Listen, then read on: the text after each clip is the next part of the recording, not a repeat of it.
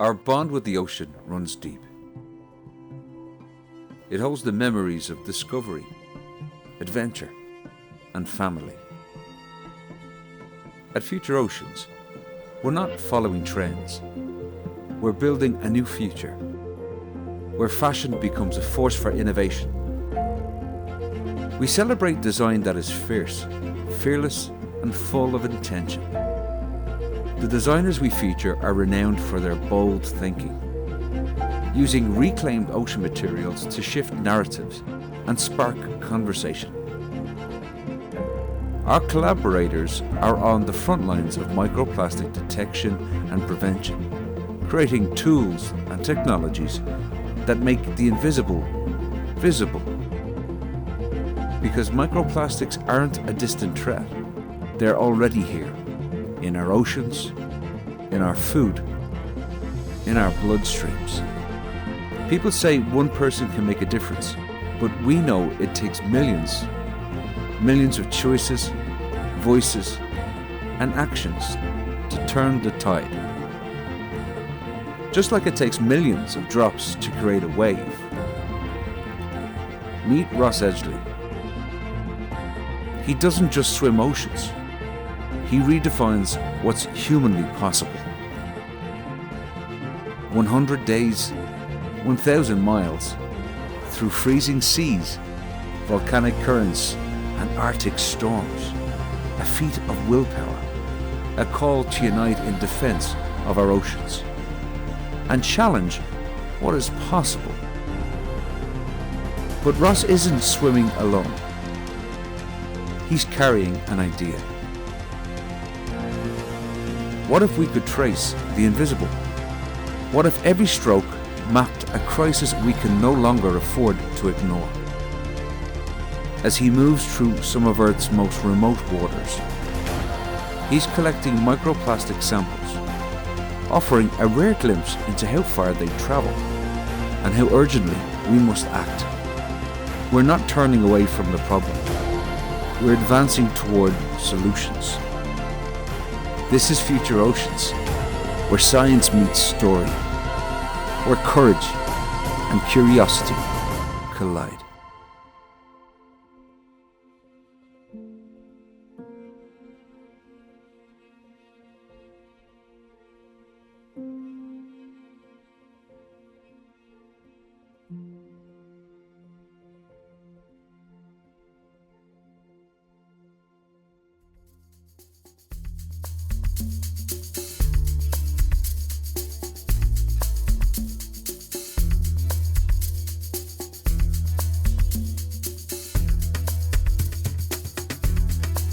Hello and welcome. I'm Alan Donnelly. Thank you so much for joining us today in celebration of United Nations World Oceans Day.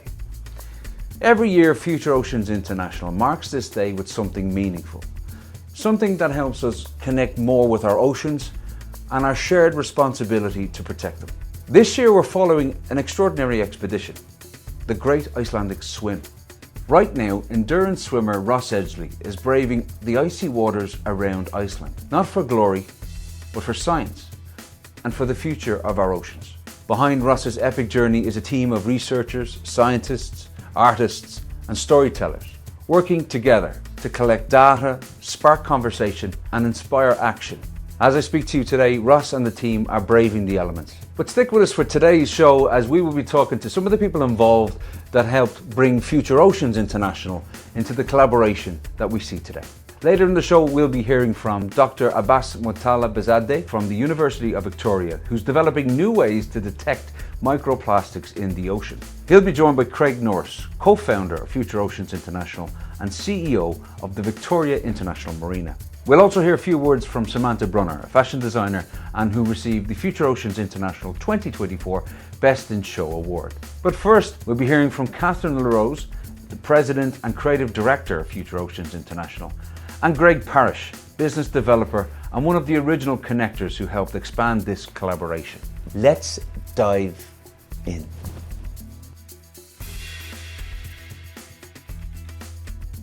I'm going to become the first person to swim 1,000 miles around the entire coast of Iceland. 100-foot waves,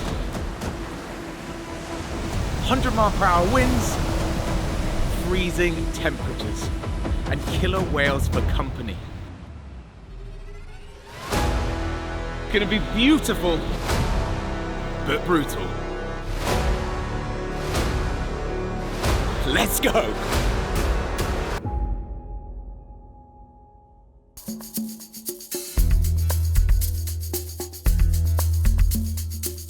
You just seen the Ross Edgley promotional video. He's now in the waters as we talk, which is happening right now. But I've got some of the movers and shakers with me, Catherine and Greg. Thank you for joining me. Greg, I'm going to start with you, if that's okay. You've always had a knack and a gift for connecting big ideas with the right people.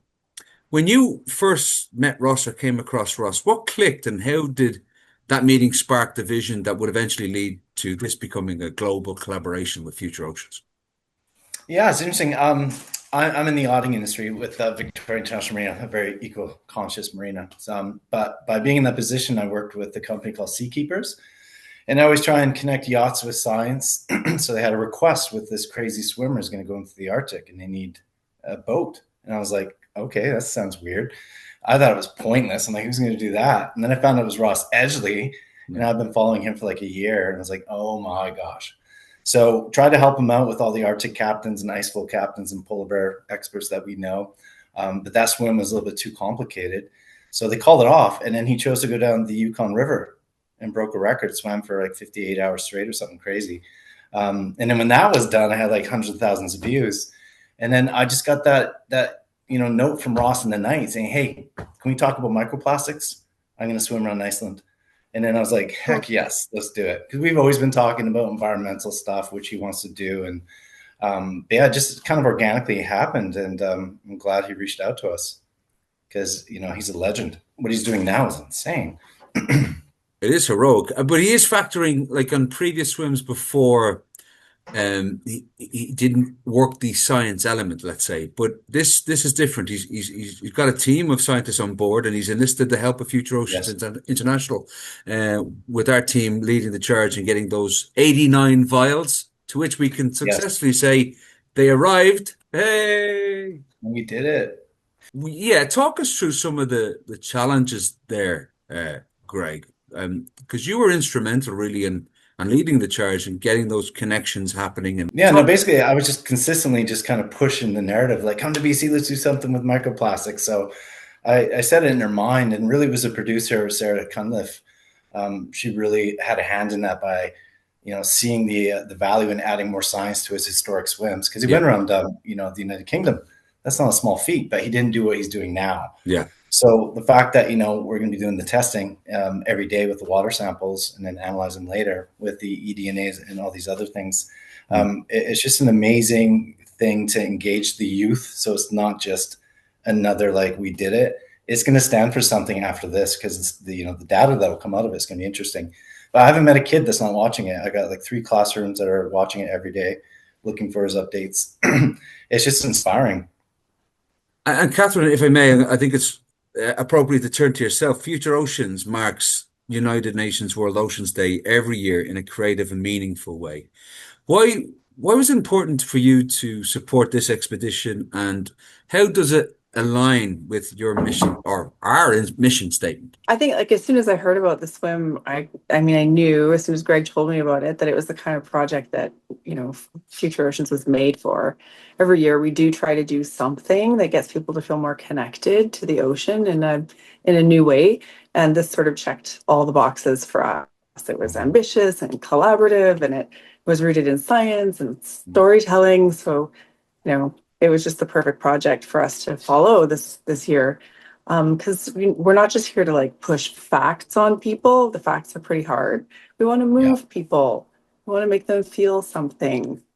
So whether it's through, like, wearable art, the fashion shows that we do, or following this wild expedition, that's what it's about. It's about creating that emotional spark, because we only take care of things that we care about. And so Ross is literally swimming around Iceland right now for science. So how could we not be a part of that? Yeah. Oh, too true. Future Oceans has grown into a powerful platform by bringing together unlikely allies such as scientists, storytellers, athletes, and brands. Greg, if I may, I'll turn to you. Why do you feel that this collaboration has been important? And I suppose, what do you hope through those collaborations? What do you hope to see 2, 3, 4 years into the future? I would just like to see more collaboration like this. Like a lot of times you get science and universities, people writing papers, they just get stuck in academia. So using this as a vehicle to get that message out, like if we could just keep doing this, making it cool, sexy, relevant, that's where we're going to get the kids to pay attention, right? Yeah. Because these scientists do amazing things, but sometimes it's just too much of a paper. So this is an easy way to digest it. So if we can keep doing the storytelling and partner with other projects with Future Oceans, I think it's amazing. People really get it when you put the art, the science, and the extreme sports stuff together. So I'd like to personally keep doing more of that. Yeah, because I think you've hit the nail on the head. It kind of ties into, well, the pillars of what we build Future Oceans to be, which is not just an incubator for up-and-coming designers to work with new kind of ways to utilize new materials and whatnot that are eco-sustainable and whatnot, but it's to how do we capture the youth of today's mind? How do Yeah, we engage them to think differently? exactly. This obviously is part of another interview that we'll be doing with Craig Norris, the co-founder of Future Oceans International, and Dr. Abbas Motalazabadeh. And All he'll be right. joining us a little later. He'll Nicely be done. joining. Yeah, I've researched. I've done my homework. But he'll be bringing us the science, and it could be argued, the boring part, but it's so exciting to hear him talk with the excitement and the passion that he has for this project. Because Yeah, he does. I Yeah. suppose, well, we'll give the people watching at home a little bit of a teaser to what he has done, because what he's accomplished is no mean feat. He's been able to create some device to which he'll explain himself, but is able to detect nano and microplastics with something that can be used just like a COVID test, right? This ideally, I think he wants to have it out there to the public that Mhm. you, me, and Dupree can test our water sample. Greg, touch upon that for me, if you will. You had him over at the Victoria International Marina. How did that collaboration there happen? Yeah, he developed this. We kind of actually was Craig Norris, the CEO. It was his idea to say, "Can you come up with almost like a gimmick that engages people that we could show in front of them? This is what you're working on," because they got some big plans. Yeah. And he came up with this very simplistic vial system, and you put the water and shake it, and it changes color right in front of you. And it was just like, no way. And it was so simple, like a grade 3, a grade 1, but what was scary is that we actually tested our water, and Victoria supposedly has the cleanest water in the world, Yeah. and there's more microplastics in our water than in the bottled water, and that was a little scary. Yeah. But it's just so ingenious, and it makes you think. Like, you can go on a class walk and for under $5 be a community scientist. No laboratory time, because we've seen some laboratory quotes and are pushing 30 to 40, $60,000. This is a very simplistic way to engage people, and he'll explain it way better. But Yeah. when you see it in person, you're like, no way. Yeah. Yeah, Because it's just so cool. we were very fortunate as Future Oceans International to have him part of the posse in Big Beakerhead last year. And Catherine, talk to me, if you will, about that. We did a fashion show for 2 days. Yeah. But it wasn't just a fashion show. We had an exhibition, and it was Abbas and Sean Roper, Chris Roper, beg your pardon, Chris Chris Roper, Roper. I beg your pardon.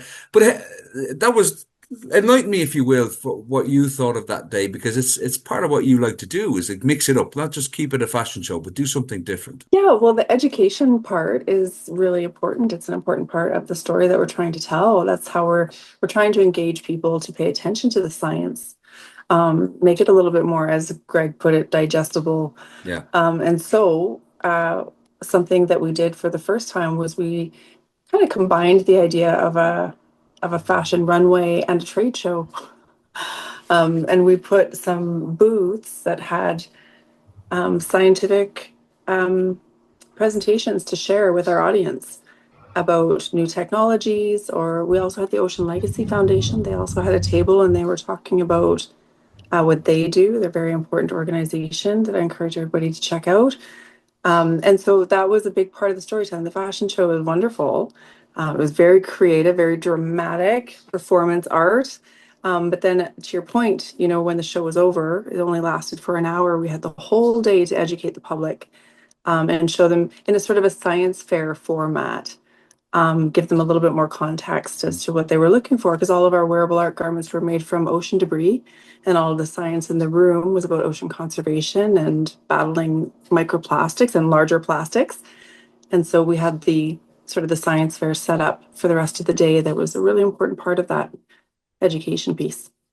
Greg, if we could turn back to yourself, not only are you connecting dots here and you're introducing future oceans and bringing us into other channels and making us global almost, but you also take it right back to your own home, from the stuff that you do with your children and the things you collect and whatnot. Can you enlighten us a little bit more about those little projects that you do together and why you do them? I just so happen to have my daughters bring home, or my wife brings home, vials from her CCU, multicolored vials. There's purple, pinks, and they're inspired to upcycle them, burn holes in them, which Catherine taught us how to do, and then turn them into necklaces and what have you. But they fight over it. Like, this is a commodity now, and this just goes into the waste of the hospital. So it's pretty cool to see them, inspire. They've already picked out their dresses. They want to sit down with Catherine or like-minded people and just learn how to do it. So I'm bringing it home because it stokes my kids out. That's brilliant. We'll touch back again, Catherine, to you about the fashion show. There's a couple of things. One of which is a local artist in Calgary, Jeff DeBoer. He created a piece specifically for that exhibition. We'll be featuring it a little bit in today's show, just to give a heads up and some context.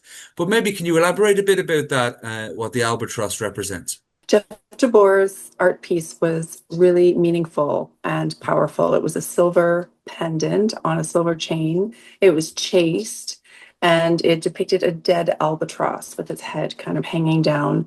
And the inside of the albatross, its insides were all kind of mangled and filled with microplastics.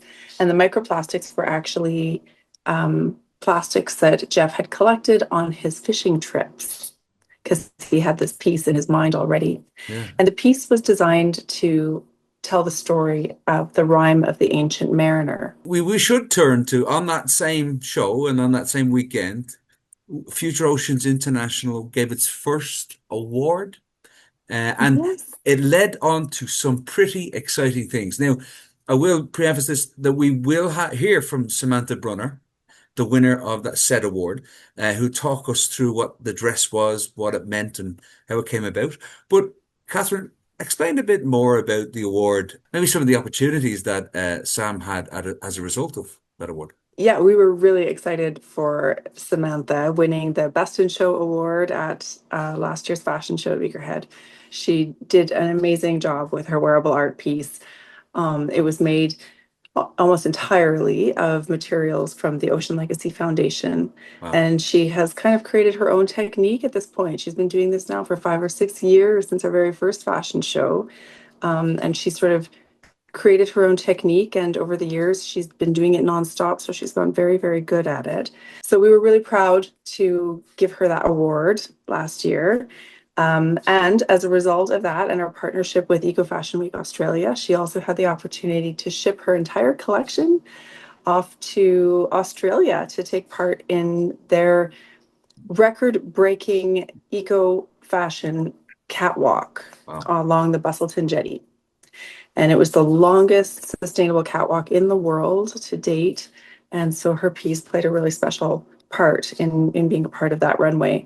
And then since then, the same wearable art piece has been invited to go and be exhibited in Italy as well. That's phenomenal. Just how we're really proud. How it can, like, the ripple becomes a wave, as I once heard from somebody that's in this meeting. That's right. Indeed. Well, before we part ways on this, I just want to remind folks that if you check out the little button here or in your screen, you'll see a QR code that will link you to a post. If you have any questions, if you want to get in touch with us, you can do so through that QR code. Ask us a question, get in contact with us. If you want to be design some stuff, you can do that too. We collab quite well. We work well with others. Later in the show, we're going to be playing a video from our good friends at Edge Factor, Jeremy Bout and all the crew there. That's another example of Greg in his collaboration world. Connecting us to cool people. Can you let us know a bit about Jeremy and your relationship there with him? Because he's a cool guy to know. Yeah, Jeremy's he's a cool guy. I used to manufacture high-end like freestyle mountain bike parts, downhill stuff. So we decided to do a TV show, which is kind of like what Future Ocean is doing. We did a hardcore TV show around mountain biking, but then we exposed how we made the parts with all the robotics and laser beams. Yeah. When we were doing the microplastics, it was just a simple pitch to him. I'm always pitching things to him, and he was interested. So now he's a great ally. He's been to New York with us. Yeah, he's done all these mini videos, and he's possibly wants to go to Iceland as well. So no, his team is amazing. Like, just good people. Well, that's part of the secret sauce to collaboration too, like a mind as well too, kind of is a good thing. So we're coming close to end. We're going to be going to the interview with Craig and Abbas, but before we do, you will hear from Samantha Brunner, the winner of the Best in Show 2024.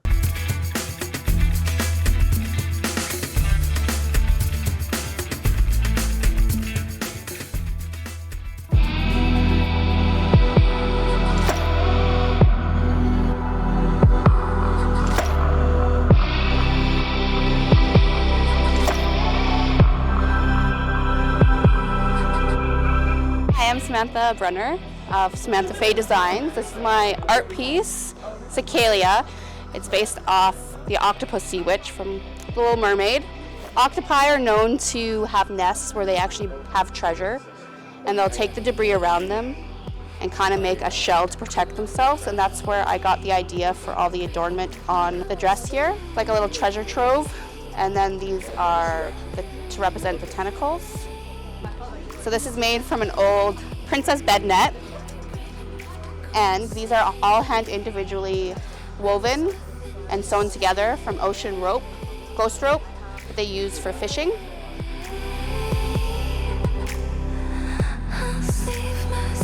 Here are some bits of colorful plastic that I picked up from the Bow River this weekend when I was fly fishing. I guess they call this microplastics. These things will break down and eventually make their ways into the ocean. Pick up these pieces because I'm actually doing an art piece for an organization called Future Oceans that brings awareness of how we're affecting and destroying our oceans and waterways, and they do that with art and performance. So here's the art piece that I created. So I've taken the microplastics and I've embedded them in the chest of this chased image of a dead albatross. This is inspired by the ancient mariner who, having shot the albatross, brought about great misfortune, and his crew hung the dead bird around his neck. So the question is who is slaying the albatross now? We're doing it with our plastics and our disregard for nature. And what more fitting thing to make than a pendant to wear around whose neck? Perhaps this should be worn on all of ours.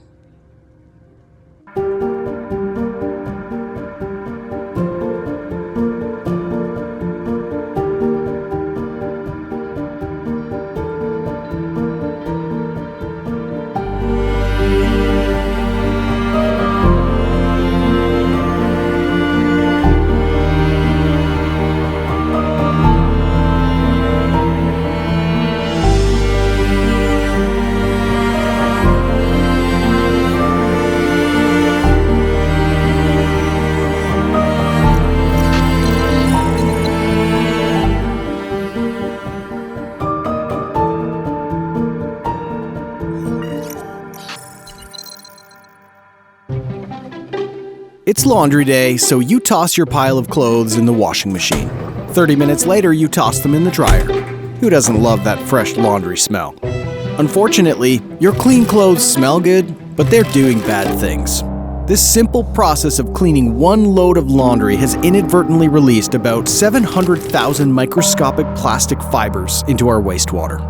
100 years ago, all textiles, including clothing, were made from natural fibers like cotton, wool, and silk. But in 1935, the first synthetic fiber was invented: nylon. These synthetic fibers are plastic, and if you look at the material tag on your clothes, you'll probably see things like polyester, nylon, polyamide, acrylic, rayon, and spandex. When these plastic clothes are washed, they release tens of thousands of microscopic plastic fibers into the water. And then you put them in the dryer where even more fibers are released, this time into the air. Just take a look at your dryer's filter. A lot of that fluffy lint you see is actually plastic. Our clothes are a major source of microscopic plastic pollution. Fashion is a huge global polluter. It's actually second only to fossil fuels. Fashion affects the environment on so many levels, from the manufacturing of the fashion pieces, the processes that are used, chemical dyeing, the materials themselves, how they're created. In addition to this, a lot of the fashion that's being mass-produced today, fast fashion, is made out of synthetic fibers. So little microscopic plastic pieces of fiber. This, similar to what you pull out of your lint trap in your dryer, are being washed into the water all over the world every single day, all day and all night. And those microplastics are making their way into all of the organisms that live in the ocean and ultimately into us. I have a degree in environmental science and a diploma in architectural technology. My goal was always to work in the recreational building industry, doing ski hills and resorts and whatnot. I love the idea of working with people that are on vacation. It's a 28 slip large yacht marina to allow large yachts somewhere to stay in the Pacific Northwest. There was nowhere for this anchorage. Yachts are getting bigger. There are getting more boats on the water and there's nowhere for them to go. So this was an opportunity to build that in. It also helps feed Victoria as a destination. It was always conceived by myself that we would build this to the highest environmental standard that we could. It happens to be that with the way we positioned the marina in the harbor, we end up being a collection bin for when the tide comes up and basically collects anything that was on shore, and then when it goes down and flushes out, it literally flushes what was on the shores out. Now we happen to be situated so the mouth is open to the outgoing water, and then our breakwater stops everything. And so what was happening was, inadvertently, we were trapping anything that floated and couldn't get under the breakwater was being trapped in the marina. And it was a significant quantity of floating plastic that we noticed. To see it firsthand and to see the quantity and the type of plastics that were sitting in there was just disheartening and disappointing. It was at that point we knew we had to do something about it. Well, one of the first things was our operational. We really looked at the plastics we were using in the marina and made it an effort definitely not to be contributing to the problem. The next step was to start using our influence, whatever it may be. And it turns out that running a large yacht marina, you end up with a lot of influence because the people that are staying here have significant influence. We started brainstorming ideas that would get messages out there, but that will also put money into action. And we came up with our nonprofit, this is Future Oceans. We were like, fashion is something that affects us all, that we can all relate to. Let's do actually a fashion show where we challenge the designers out there, the community that's putting our fashion together for us. Let's challenge them to use ocean plastics, become aware. Craig phoned us and asked if that was something that maybe we could consider, or if that was even an idea that would work. And of course my answer was yes, because in my opinion, art and fashion actually are two incredible drivers of information, and they have an amazing ability to get people to look. When you're dealing with a problem that's as important and as complex as ocean pollution, that's really hard for people to digest and to know how to process. This is where art comes in. Art is the ultimate vehicle for communicating complex concepts to a really diverse audience. It breaks down all the barriers of age, gender, class, education, everything. So we challenged them all to come up with a wearable piece of art really made out of ocean plastics, and then also to come up with a line of clothing that was using fashion-conscious fabrics and materials and or technology. When you're working with art, you can communicate freely about any topic. We put the added spin on it, which is that we want to be producers of hope as well. So our intention is not to force people to look at the destruction, the devastation that we've caused, but rather to find hope in innovation and in creativity and in humanity. Our fashion shows start actually with the fashion designers. We ask them why they're passionate about the ocean and why they feel that they want to be an ambassador for this cause. We partner them with the Ocean Legacy Foundation, and we ask them to do research on the types of plastic debris that are commonly pulled out of the water. Then they're allowed to select the materials that they feel will help them best bring their vision to life. So they basically fill out a purchase order for the Ocean Legacy Foundation for plastic garbage debris that they've collected from their beach cleanups. That gets shipped to them in one box, and from that moment, the race is on, and they ultimately have anywhere from 4 to up to about 6 months to create their wearable art piece. Then we pair the designer with the model, because they have to work together for the next 4 months to make sure it's couture, to make sure that it will fit perfectly, because these are ultimately sculptures that are being worn. So that's the making of the garment. And then we get into the production of the show itself. And for us, it's never just a fashion show. We like it to be a cross-section of many different art forms coming together for a collective cause. So things start to get really exciting. I just wanna have fun, clap my hands, turn around now and dance, dance, dance. I just wanna have fun, clap my hands, turn around now. We had gusty winds on Canada Day. Really, the models had a great time. They got to be on board a yacht. That's where the preparation area was. They came off the yacht and then they walked down the docks, which ended up being one of the longest runways ever in the world, especially outdoor. There were people in Victoria just along the causeway that were watching. There was our guests that were in the marina they were watching. There was those on the yachts that were watching. It was fantastic. Everybody from the designers to the models to all the background staff to the makeup artists, everybody was in it for the right reason. They felt they were doing it for a cause, and they were contributing, and they're looking for their own ways to make a difference. We're not just collaborating with these groups, we're activating them.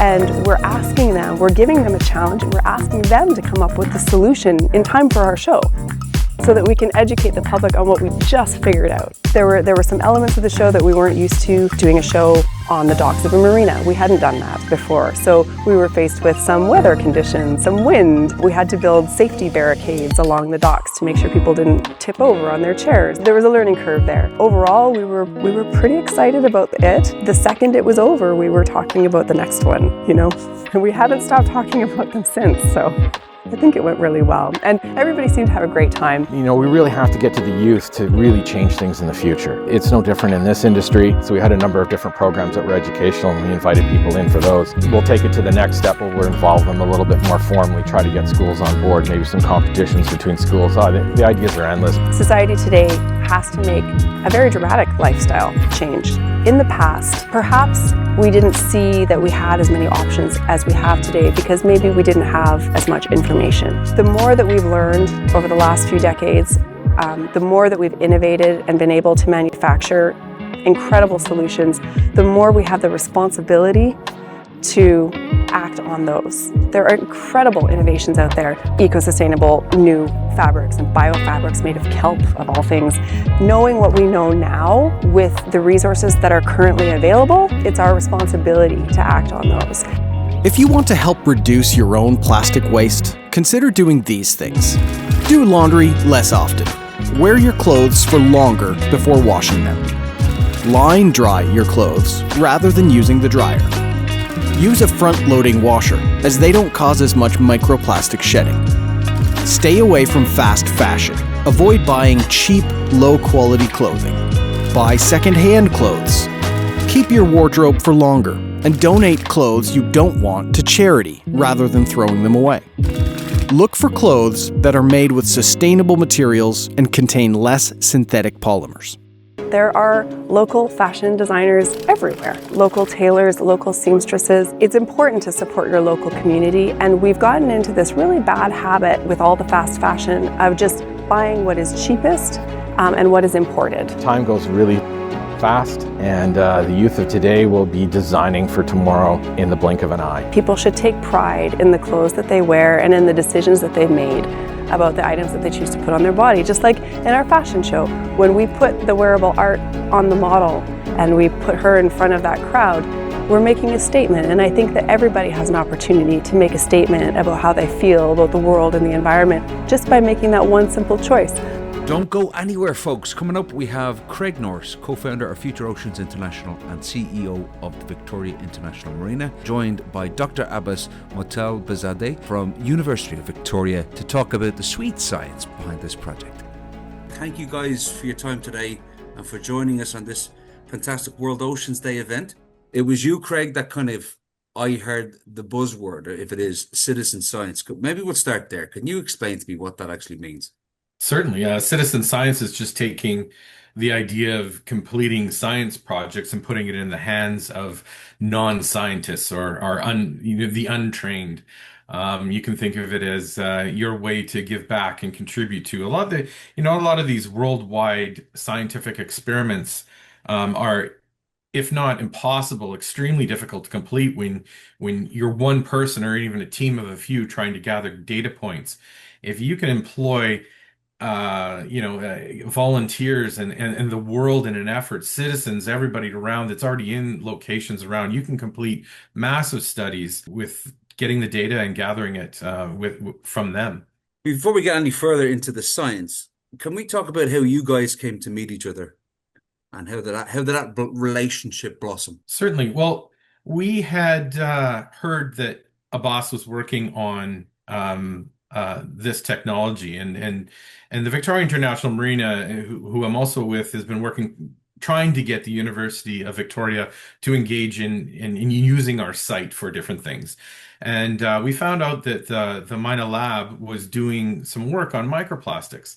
Our interest, of course, being the ocean, and the number one thing cropping up for us was plastic in the ocean. Like when we opened the marina, for instance, there was plastic everywhere that the marina was collecting because of the way it's manufactured, just the way that currents come in, and we wanted to do something about it. So we got into that business, and the lab doing this type of work was really interesting. And the interesting part of it was really that there was no easy way to identify what microplastics and to what quantity were in a water sample. It was like, okay, well, there's plastic in the ocean. We can see it floating there. What about the micro stuff that's floating around? It's very expensive to get into, and he was offering or developing a solution that would hopefully become a lot simpler and less expensive to do, and allow for this type of mass data gathering. Otherwise, it's so constricted to specific study areas. We met with a boss. He showed us around the lab and what he was doing. And I remember from my university days, you get into labs and you get concentrated on your specific piece of work. And it's nice to have somebody else there that's pulling up and looking at the greater picture and saying, hey, this stuff's really important. And we need to elevate this science and get it active and get it in the, being used, because we got a problem that needs a solution now. It's the perfect segue to turn to yourself, Abbas. Let's dive into your technology a bit more for people that are not aware. What is your goal with this technology? First of all, as Greg kindly mentioned, we try to realize what kind of plastics we're dealing with, and so that was the reason we've created a pocket-sized single-use micropredict chip that performs 3 complementary tests. Each powered by a reagent that locks onto a specific plastics, and most of them works with a single droplet of water, and we can determine the concentration and the type of the microplastics to be able to know what kind of plastics we are dealing with, to be able to limit their production or find alternatives for them. Can I peel back a little bit and ask why were you so passionate about this particular test and technology? When we were using a coffee maker device, we realized there are micro scratches on the side of the plunger. So we thought maybe there are leaching microplastics to our coffee. So we were curious and we tried to measure if there is any microplastics or not. So we found that and we started this research, and it became my whole thesis PhD. So you become obsessed now at this stage with it. Exactly. How far along in the game are you at with it now at this moment in time? Like, or maybe the question I have really is, when can we get it out to every Tom, Dick, and Harry to be able to test what's in their water, their tap water? Is that possible? Do you see that being the next step? Yeah, actually, we tried to develop 3 different kits for 3 different purposes. First of all, for a household, which works based on colorimetric. In color mode, the reaction turns the fluid from ruby red to purple, and our smartphone app uses AI images analysis to report both concentration and polymer type. The other type is fluorescent mode for scientists. The bound particles emit light based on fluorescent, letting scientists measure shape and size as well as count. So they can know what's the origin of that. And the last one is the electrochemical mode. The reagent is fixed to a tiny electrode. And when plastic bind, the electrical signal shifts and delivers a precise real-time reading. So in that method, people can monitor the filters and discharge lines of their facility. And we try to let them know about the presence of microplastics to be able to take an action for that to eliminate these leaching of microplastics. Where are we at today? What have you tested so far? Can you give me any examples of how you've implemented these tests thus far? Sure. So we tested tap water, ocean water, and even bottled water. But by now we can see that no stretch of ocean or entire water sources is truly plastic free. So deep sea samples contain thousands of plastics in a single cubic meter of water, and even in bottled water, as I mentioned. So we try to categorize them and be able to mapping the distribution of microplastics all around the world and different depth of the water sources, as I mentioned, to be able to know what we are dealing with. I don't want to derail the conversation any further, but I'm actually shuddering a little bit. You're telling me in bottled water, there would be micro or nanoplastics within that. Is that right? Yeah, exactly. Most of the bottled water are made from polypropylene or polyethylene. So when they are in a moving procedure or when they are pressing, they can leach microplastics or nanoplastics. And we measure that amount. And in worst case scenario, when you try to reuse a bottled water, so there is a huge source of microplastics, especially when you can see some cracks on the insides of your bottle. The purpose of this conversation today on World Oceans Day is also taking into consideration what Ross Edgley is embarking upon in Iceland. He's doing it, as I say, 1,000 miles in 100 days. And while it's an endurance test, it's also a citizen science-backed approach. We're endeavoring to do our part as Future Oceans. And maybe, Craig, I'll let you take the floor on this to elaborate as to what our involvement is. Yeah, well, first off, certainly we can't take any credit for what Ross has challenged us with himself with on this. The guy's a phenomenon, to put it mildly. But what he's doing is inspiring, and it's testing the boundaries of human capabilities in our environment. Which in a way is in complete contrast with humanity's insistence on testing the boundaries and resilience of the Earth's natural environment. So there's a neat contrast there. He's testing himself. He's pushing himself to the boundaries in direct contrast. The impacts or the things that we're doing to this planet that are really testing the boundaries of our environment. And for all intents and purposes, and what science is figuring out is we're really at a bit of a change, a tipping point right now. A lot of scientists are actually using the words, we've gone too far. We've crossed the tipping point. There is, and I think we might be there with microplastics and nanoplastics in our ocean. I don't think it's possible to conceive cleaning these up. I mean, over what period of time, maybe, and some miracle and ingenuity that we discover in the future. But we've crossed that tipping point. So I just love that's mashed up. He's inspiring.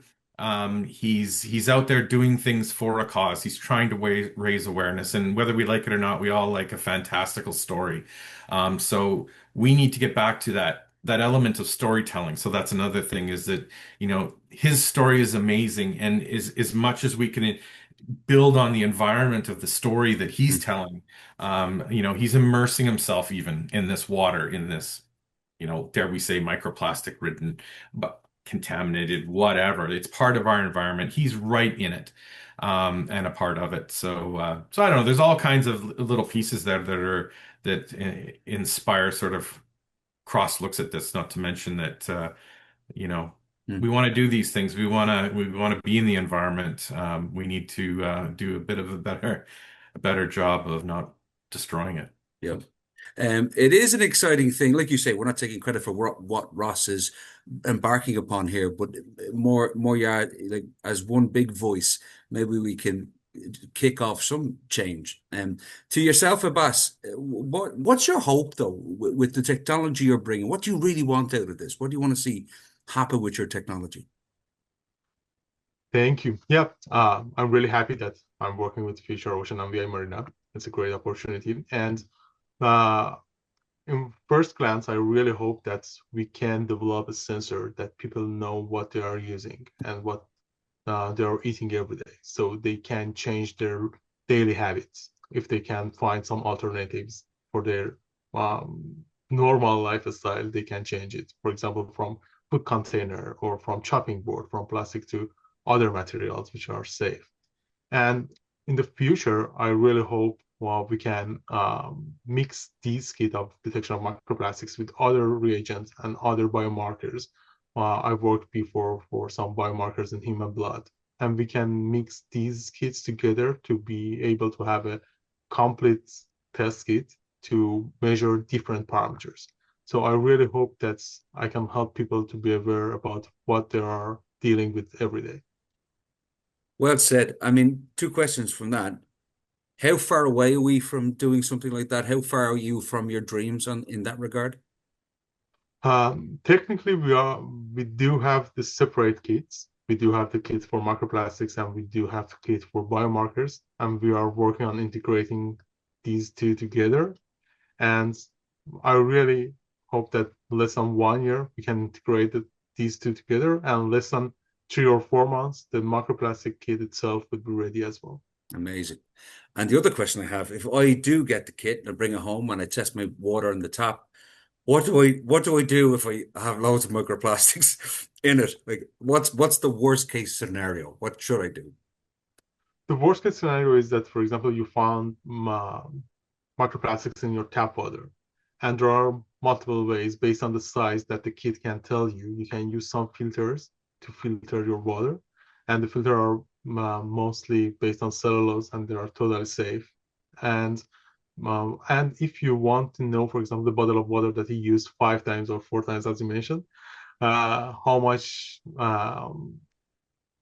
microplastics leach based on each time that you use, it's a good idea and good vision to you to be able to dump your bottle of water after your first use at least.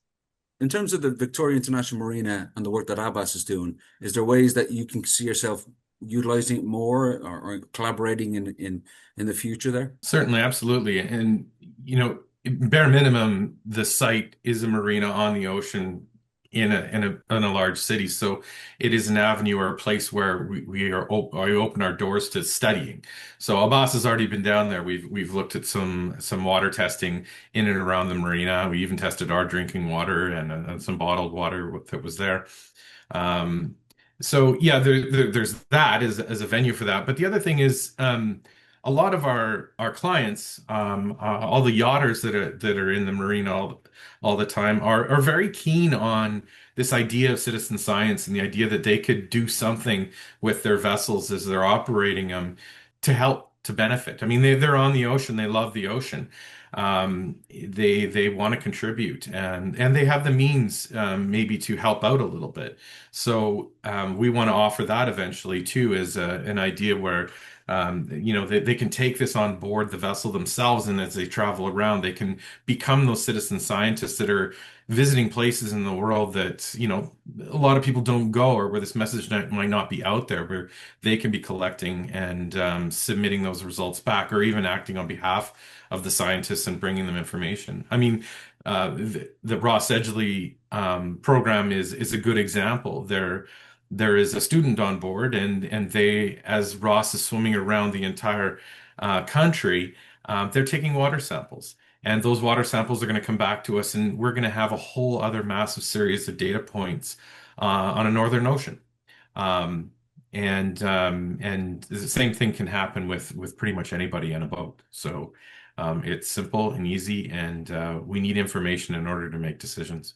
You're referring to Valerie Chosson, is that right? She's studying microplastic in the Icelandic marine life, including mussels and barnacles and the likes. So she's on board for that trip as well, on that journey. It certainly is a fascinating one. Like what we have, where we're at today, at this moment in time, what is he now? forgive me, the days that I've lost count on, but we have successfully achieved getting the vials. Is it in the suitcase, Craig? Do we have it in a leather-plated suitcase? They're on the boat, and fact samples have been taken. So, Yes. and we were even able to adapt the study as we went along to, this was really, the turf, if you will, of Iceland and their scientists and their research institutes. And we had an opportunity here now to cross collaborate with the University of Victoria and the Icelandic universities to come up with sort of a project that benefits both. So we're actually collecting samples that's going to bring data using a technique to somebody who's doing research and study in not another area, but doing research and study in that same area for, a different thesis. So that's really kind of cool as well. I'm going to be cheeky. Why do you think it's important? We can't make decisions without data. We want to know the answer. Hey, does microplastic ingested by us or anything else in the environment have an impact?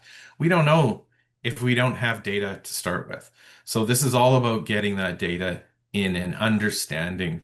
There's lots of other areas in study that are going on in types of microplastic, ways to break it down, ways to attract it. And there's lots of other research going on. You can't just do one thing at a time.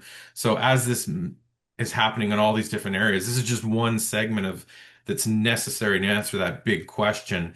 How is it impacting us and on what scale?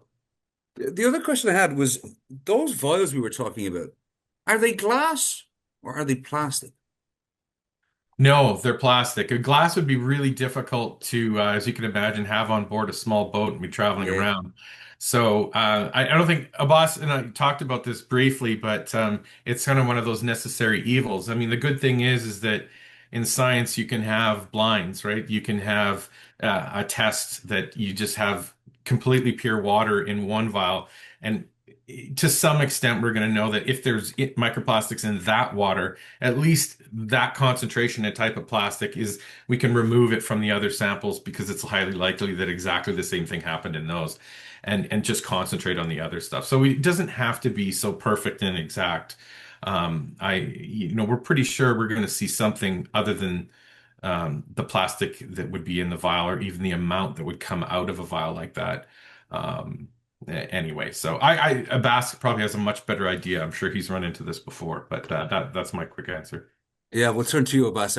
What's your words on that? So actually, we use plastic vials to be able to just collect water. And when we're talking about microplastics, we talk about thousands of particles of microplastics. And if some of these microplastics attach to the wall of our tube, we can easily shake them and mix them with the water again. But the whole point of that, our own kit is based on the PDMS and glass, which are not which doesn't have any affinity with microplastics, so we can safely use them. So we just need around 5 microliter of the sample that we got from each area. But since we want to redo the test to find the repeatability of our test, we just want to do it multiple times. Amazing. Okay. Well, we're getting close to the end, but there's something that jumped in my head and I have to ask him. Abbas, what has been some of the struggles that you have had with putting together this technology and creating it? What was the difficulties? I'm intrigued to know. One of the most important thing is, for example, when you change the source of water from tap water to seawater, there are other contaminations as well. For example, in seawater, there are lots of salts based on the area, and there are lots of bacteria. So we need to be able to distinguish between these different things. And this exactly where our specific reagent, which is specifically collects microplastics, shows and can help us. Because in the past, people used to filter and wash the sample to be able to pre-modify the sample to detect all the microplastics. But in this method, we can work way more easier than the past and faster. So maybe I'll throw it to both of you. How is what we're doing here at Future Oceans, and again, what you're doing, Abbas, with your technology, How is that going to benefit the youth of today? How are they going to benefit from what the work we're trying to do and endeavoring to do? I'll start with you, Craig. What is your hopes and ambitions for the youth to benefit from what we're doing here? All of us of any age realize how quickly we grow up and how quickly time goes by. So let's reverse that and say we know that that the kids of today that are in school trying to figure out what they can do in this world where you can do almost anything, and they're being given and fed that sort of ongoing barrage of information of how we've destroyed everything. To be a part of hope and the idea that there's lots going on right now to figure out, to fix, to remedy, to improve. All these things are happening. We have to get that information in front of them to build up hope, right? And show that, there is lots to be done. It's not all doomsday. Let's not talk about the horrible that we don't even really fully understand. Let's just start working forward on the science and the truth. So, and to make it inspiring for them. Abbas joined us at during what could be described as a larger science fair, right? And he's a PhD.